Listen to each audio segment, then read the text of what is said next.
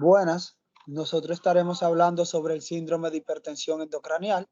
Este grupo está compuesto por Andrés Araujo, Gabina Polanco y un servidor, Oscar de Jesús. A continuación, mi compañero Andrés le estará hablando sobre esta hipertensión endocranial. Muy bien, mi nombre es Andrés Araujo y voy a estar hablando sobre el síndrome de hipertensión endocranial.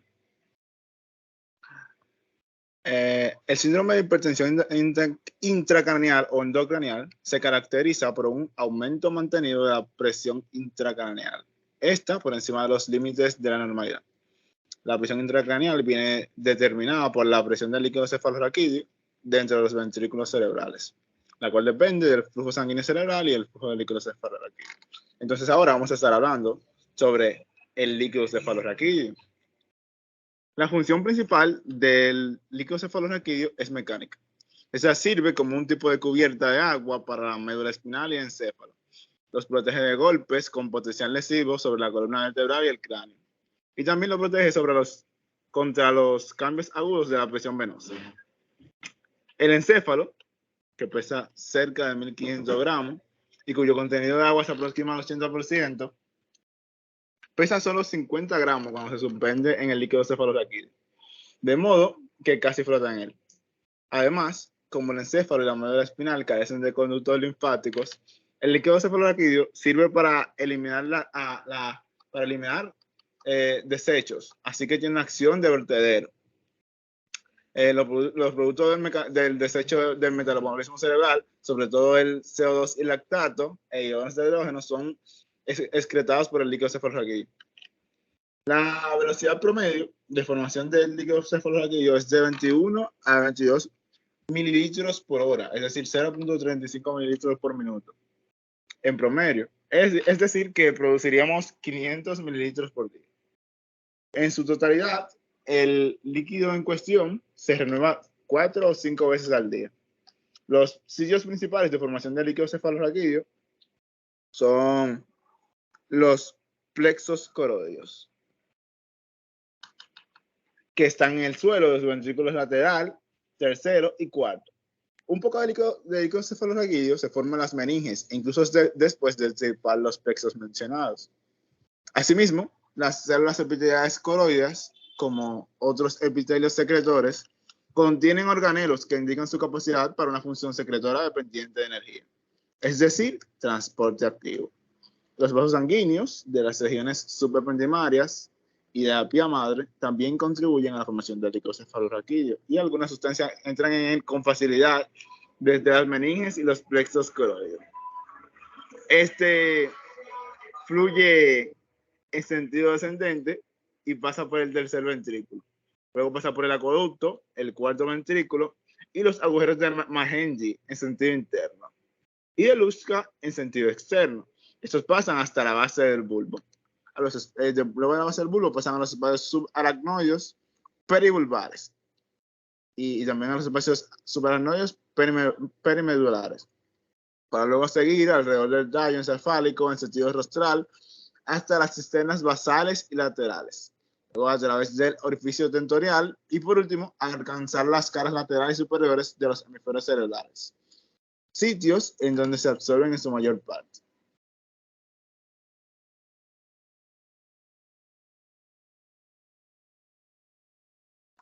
El líquido cefalorraquídeo se absorbe en las vellosidades aracnoideas.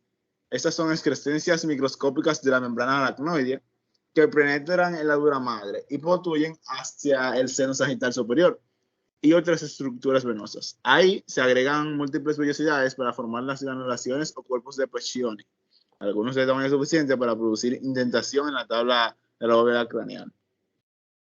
Con el sujeto en decúbito supino, normalmente la tensión intracraneal y en consecuencia la del líquido cefalorraquídeo, como se mide en presión lumbar, son valores normales entre 5 y 15 milímetros de mercurio.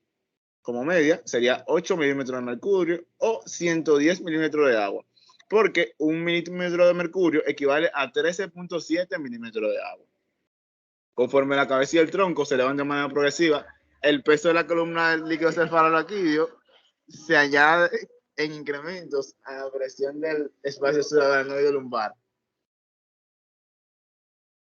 pero la presión intracraneal disminuye en igual proporción, de modo que está cerca de cero en la posición erguida.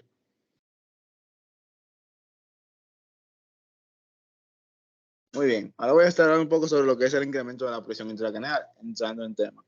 El cráneo y el canal vertebral intactos, junto con la hasta cierto punto firme dura madre, forman un contenedor rígido, de manera que un incremento de cualquier contenido, como dígase el encéfalo, sangre o líquido cefalorraquídeo, eleva la presión intracraneal.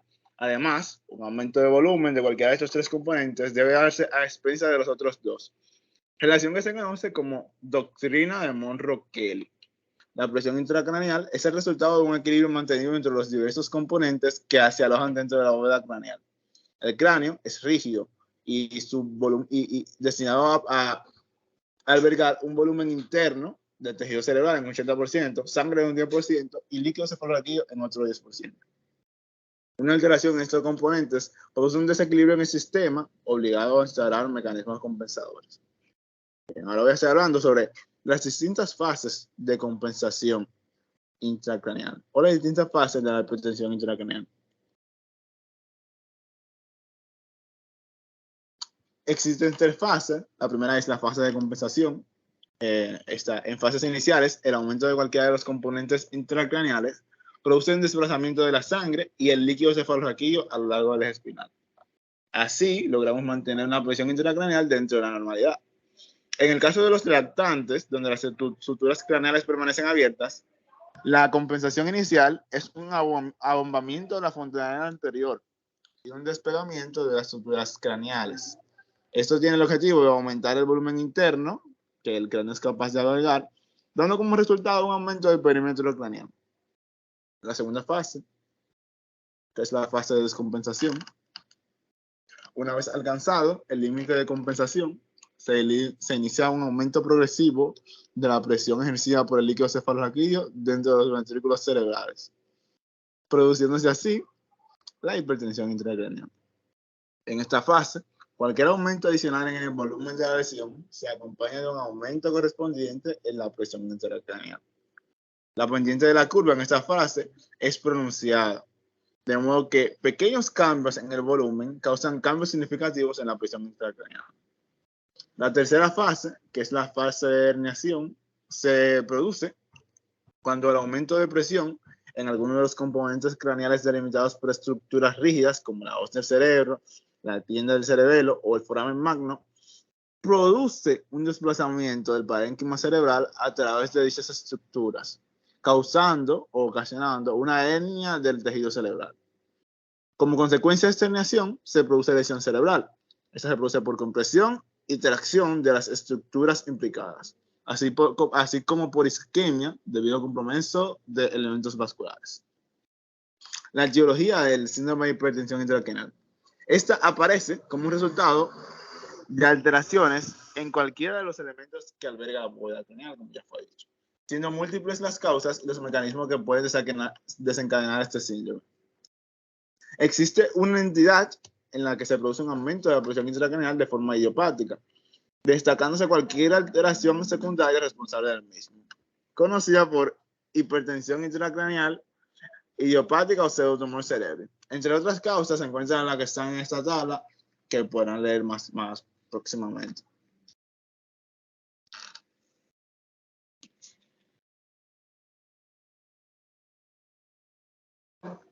Buenas, ahora yo estaré hablando sobre la clínica. En cuanto al cuadro clínico, se puede clasificar en tres grupos de síntomas y signos en función del tiempo de evolución. Aquí existe una tríada inicial que está compuesta por lo que es la cefalea, vómitos y edema de papila. Tenemos que la cefalea es uno de los síntomas principales, tanto en casos de curso agudo como crónico. Esto tiene un carácter persistente de predominio matutino. La posición en decúbito durante el sueño favorece el aumento de la presión intracraneal y tiende a presentar mejoría con el ortartismo. Se puede desencadenar por situaciones que aumentan la presión intracraneal, como las maniobras de Valsalva. Los vómitos son un síntoma acompañante frecuente y normalmente proyectivos, sin náusea previa. Son más frecuentes por la mañana, favorecidos por la situación de decúbito nocturno. En recién nacidos y lactantes es característico encontrar un aumento del perímetro craneal con macrocefalia y dehiscencia de las suturas, así como protrusión de la fontanela anterior. En caso extremo se puede observar desplazamiento de los globos oculares en dirección inferoexterna, acompañado de ocasiones de retracción palpebral y limitación de la mirada en sentido vertical superior. O sea, los ojos se encuentran en puesta de sol. Tenemos la progresión clínica, que esta parece disminuida del nivel de conciencia, bien por disminución de la presión de perfusión cerebral y disminución del flujo sanguíneo cerebral, o por lesión de la formación reticular del tronco cerebral. Tenemos también lo que son los fenómenos de enclavamiento. Estos se producen por desplazamiento de la masa cerebral por el aumento de la presión intracraneal. Los signos clínicos son diferentes según el lugar de la herniación, en función del tiempo de la incineración de la presión intracraneal. La sintomatología puede variar.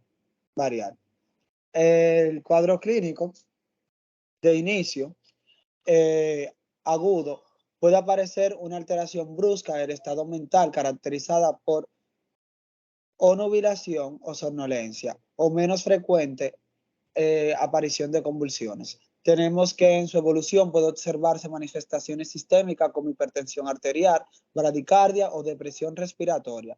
También algunos síntomas que constituyen la denominada triada de Cushing. Signo de gravedad que representa un riesgo elevado de herniación inminente. En los casos de herniación cerebral, los síntomas dependerán de la localización de la misma, llegando a producir la coma y la muerte.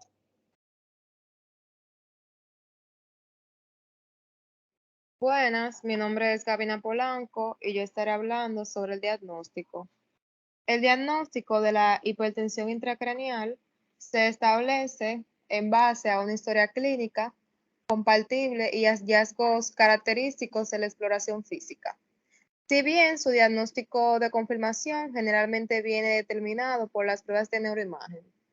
Otras pruebas diagnósticas pueden ser necesarias para determinar la etiología del cuadro clínico. El examen de fondo de ojo, aunque el desarrollo de papiledema requiere del tiempo de evolución y puede no estar presente en casos de hipertensión intracraneal de desarrollo brusco, su presencia es uno de los indicadores más específicos del aumento de la presión intracraneal. La neuroimagen. La tomografía computarizada es la prueba radiológica de elección inicial debido a su rapidez, disponibilidad y no invasividad. Y debe realizarse tan pronto como se encuentre estabilizado el paciente en los casos de sospecha de hipertensión intracraneal. Para confirmar el diagnóstico e instaurar las medidas terapéuticas apropiadas, no obstante, la ausencia de hallazgos patológicos de la tomografía computarizada inicial no descarta un aumento de la presión intracraneal en pacientes con clínica sugestiva, por lo que en estos casos deberá tomarse una actitud expectante, siendo necesario en ocasiones monitorizar la presión intracraneal. La resonancia magnética, esta es más precisa que la tomografía computarizada para detectar aumentos de la presión intracraneal, pero requiere más tiempo y está menos disponible. La ecografía, que es una opción apropiada en pacientes con ventana transfontanelar, en los que toda la vía no se ha producido el cierre de las suturas craneales. Todas las pruebas de neuroimagen no solo contribuyen a establecer el diagnóstico de hipertensión intracraneal, sino que también aportan información sobre la etiología de la misma. Otras exploraciones radiológicas como la arteriografía o angioresonancia pueden ser necesarias en aquellos casos en los que el aumento de la presión intracraneal sea debido a alteraciones vasculares. Está la medición invasiva de la presión intracraneal. La monitorización invasiva de la presión intracraneal establece de forma definitiva el diagnóstico de hipertensión intracraneal. No obstante, el riesgo de posibles complicaciones como infección o sangrado hace que esta se reserve para casos seleccionados en pacientes con un Glasgow menor a 8 tras un traumatismo craneal. Las exploraciones neurofisiológicas, que aunque el aumento agudo no se realizan de forma rutinaria, el electroencefalograma, que puede estar indicado en casos de sospecha de presión intracraneal elevada, con un curso atípico, con normalidad en las pruebas de imagen. La punción lumbar, la realización de esta está indicada fundamentalmente en el estudio de la hipertensión intracraneal idiopática y cuando se sospeche de infección del sistema nervioso central. En aquellas ocasiones en las que se realiza una punción lumbar, debe llevarse a cabo la medición de la presión de apertura del líquido cefalorraquídeo. La realización de la punción lumbar está contraindicada si hay focalidad neurológica a pesar de la normalidad en la prueba de imagen, puesto que estas pueden no siempre detectar aumentos de la presión intracraneal en su fase inicial. También en sospechas de hipertensión intracraneal secundaria a infección del sistema nervioso central hasta que no se realicen estudios de neuroimagen debido al riesgo de herniación por disminución de la presión infratentorial.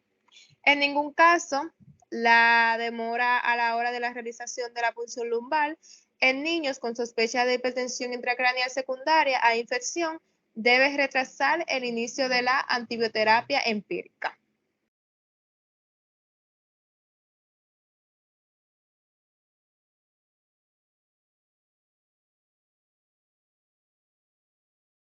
Muy bien, ahora estaremos hablando sobre el tratamiento y estabilización inicial.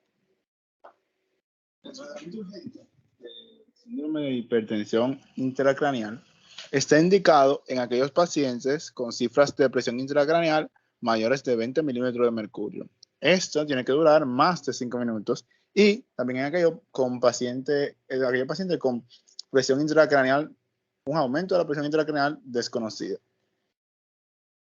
Si presentan signos de herniación inminente.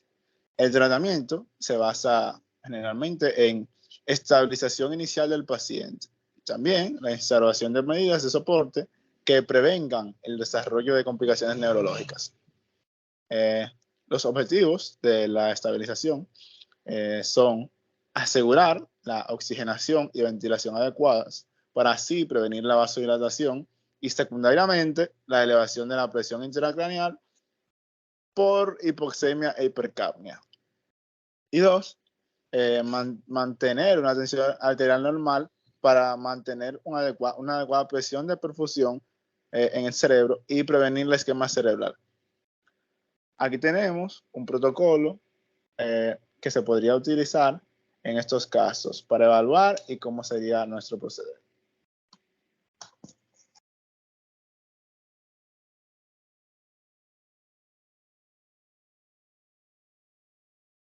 Bien, ahora yo le estaré hablando sobre el tratamiento médico antihipertensivo, la terapia hiperosmolar, el empleo de sustancias osmóticamente activas, produce paso del líquido del espacio extracelular a la circulación, disminuyendo así el volumen cerebral y la presión intracraneal. Los agentes más empleados son el manitol y el suero salino hipertónico. El manitol se administra a 0,5 o a 1 gramo por kilogramo de peso intravenoso en 20 a 30 minutos. Tiene un inicio de acción muy rápido, lo que hace que algunos autores lo prefieran como tratamiento inicial. Como efecto secundario, produce diuresis intensa, por lo que se debe monitorizar la volemia y el equilibrio electrolítico. El suero salino al 3% en bolo intravenoso a dosis de 5 miligramos por kilogramo. Puede repetirse cada hora, siempre y cuando no se supere un nivel de sodio sérico de 160. Están los corticoides, que en pacientes con edema vasogénico ocasionado por lesiones con efecto masa como tumores o abscesos, se recomienda entonces el empleo de desametasona 0,25 a 0,5 miligramos por kilogramo cada 6 horas, máximo 16 miligramos al día. Como barbitúrico, los barbitúricos se emplean en caso de hipertensión intracraneal refractarias a otras medidas. Su efecto se basa en la disminución del metabolismo cerebral por la consiguiente reducción del flujo sanguíneo cerebral y de la presión intracraneal. El más empleado es el pentobarbital, que debe administrarse bajo monitorización de electroencefalograma a la dosis mínima necesaria para poder inducir un patrón de brote supresión con intervalos de supresión de 5 a 15 segundos. El tratamiento quirúrgico está indicado en pacientes en los que no se logra el control de la hipertensión intracraneal con medidas farmacológicas, como en el drenaje del líquido cefalorraquídeo a través de las derivaciones externas que permiten tanto medir la presión intracraneal como evaluar el líquido cefalorraquídeo. También en la descompresión quirúrgica, que esta se basa en la realización de una craneotomía descompresiva en la que se retira parte del cráneo para así poder permitir compensar la elevación de la presión intracraneal.